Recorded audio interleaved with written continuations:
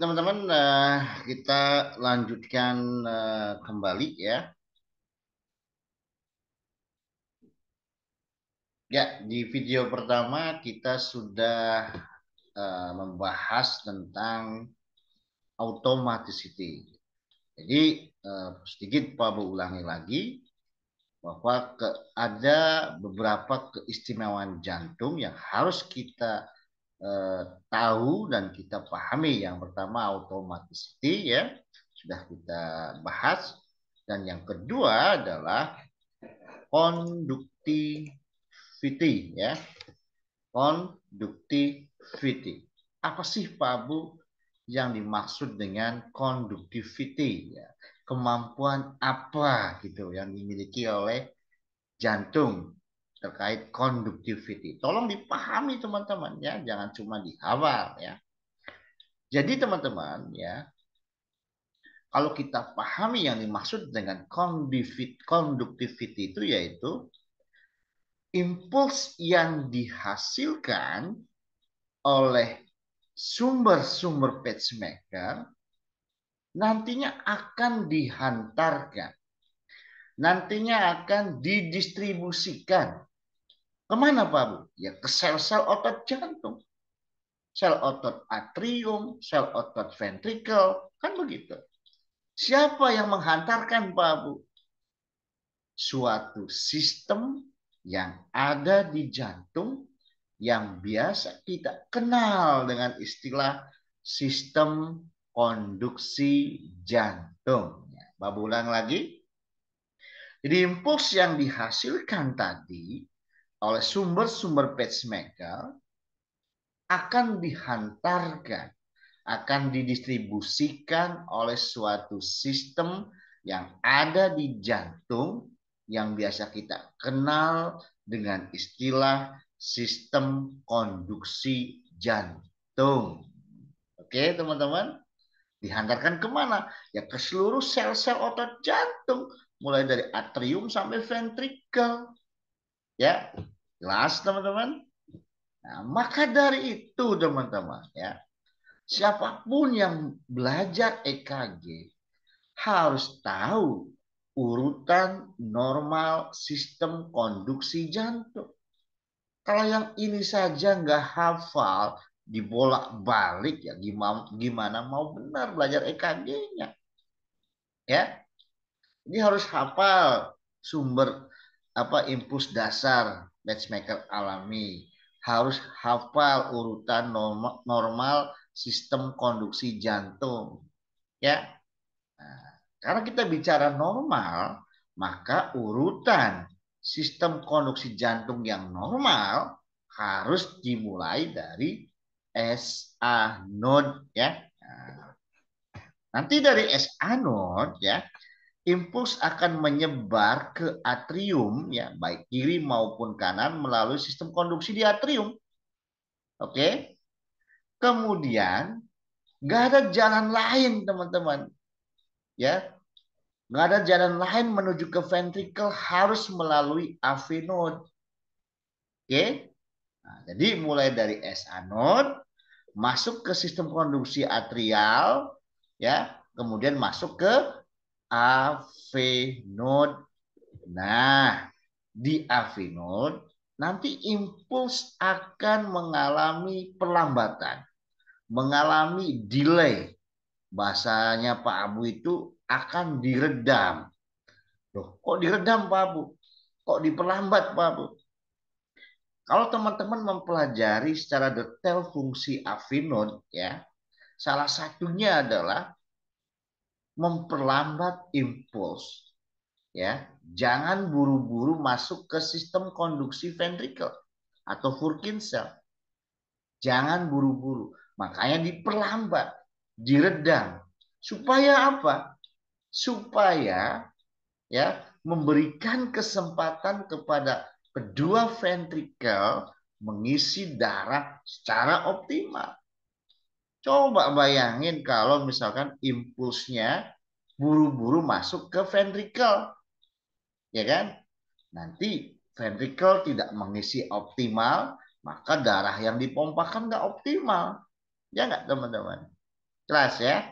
Oke.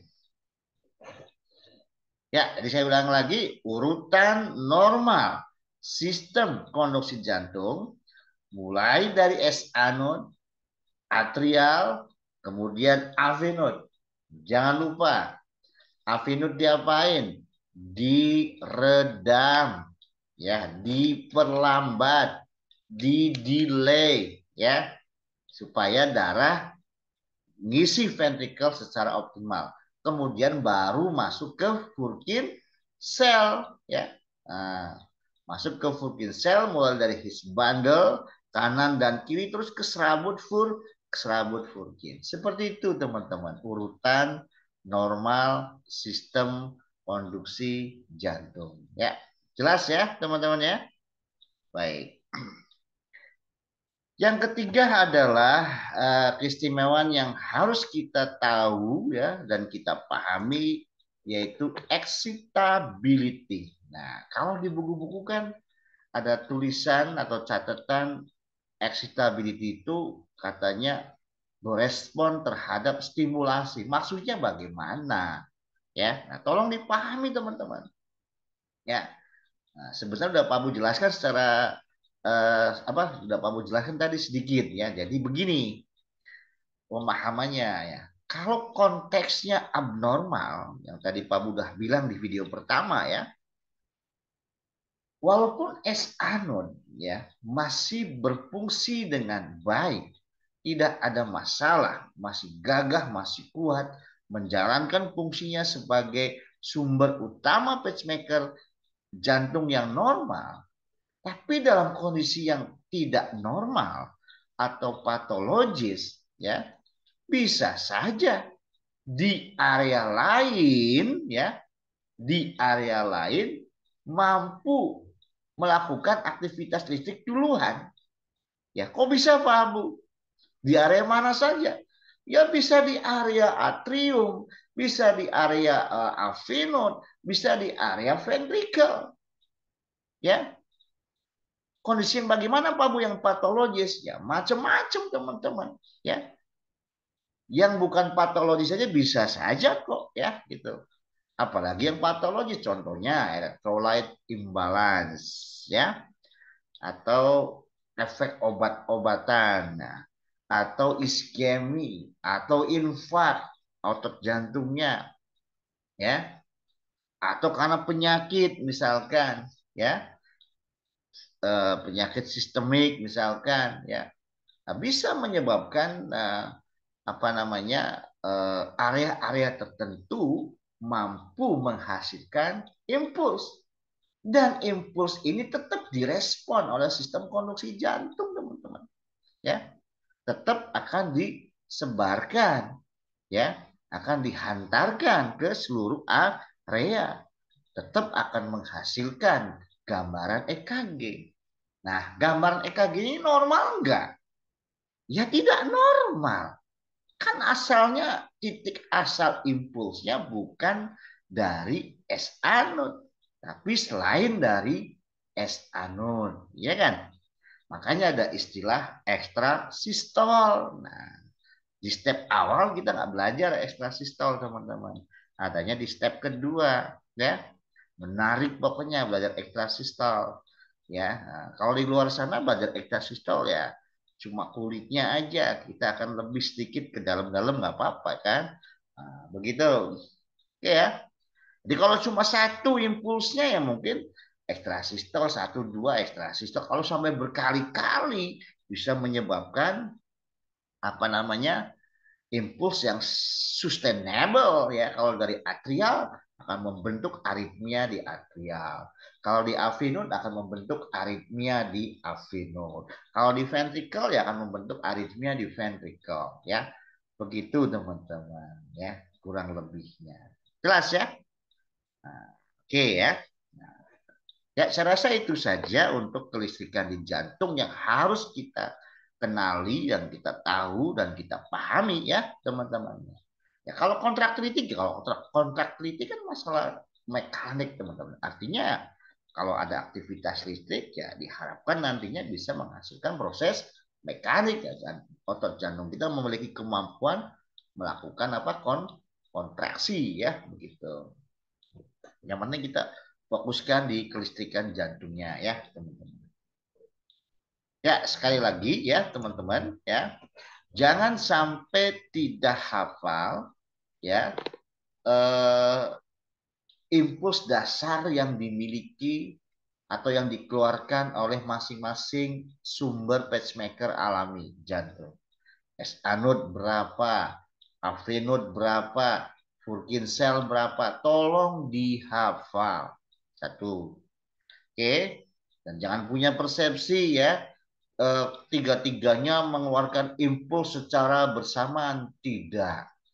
Selama S-anode masih oke, yang lain hanya sebagai penghantar impuls saja ya, tidak mengeluarkan impuls kalau konteksnya normal. Kalau konteksnya abnormal ya, bisa saja S-anodnya masih oke sebenarnya ya, masih gagah, masih kuat, tapi yang lain atau di area lain masih atau mampu mengeluarkan impuls.